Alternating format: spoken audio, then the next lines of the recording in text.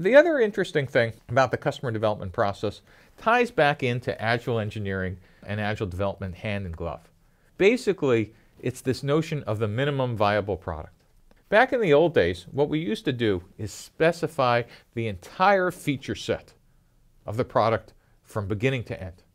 Now, this makes sense when you're in a large company releasing version 2.0, 3.0, and 4.0, because you kind of have a feeling of who the customers are and what they need. So a product manager can be pretty accurate about, I've been interacting with customers for the last year and a half, and I think I know what they need.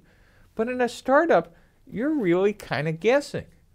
And the odds are you're going to be guessing wrong. So rather than waste a whole ton of time and money, why don't we actually get outside the building before we build something and waste a lot of engineering time and, more importantly, cash, because that's what puts startups out of business, is running out of money.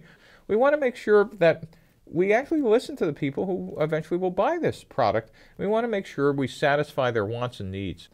So why don't we just figure out how to build the minimum viable product? Build the minimum features in order to get feedback. Now, feedback could take the form of input and verbally, or they gave you early orders, or they gave you anything that was valuable in helping you come to closure of what should we be building in what order. And by the way, an MVP could be something as simple on the web as a wireframe or a PowerPoint slide, or for a physical product, it could be a physical mock-up, or it could be a working part of the system. But as you get more feedback, you could start adding more features. So one caveat is a comment I always get is, well, Steve Jobs didn't build the iPhone by asking customers, and we really doubt Henry Ford asked customers did they want a car before one existed. In fact, in his case, if you would have asked people about what they wanted, they would have said a faster horse or one with 6 legs.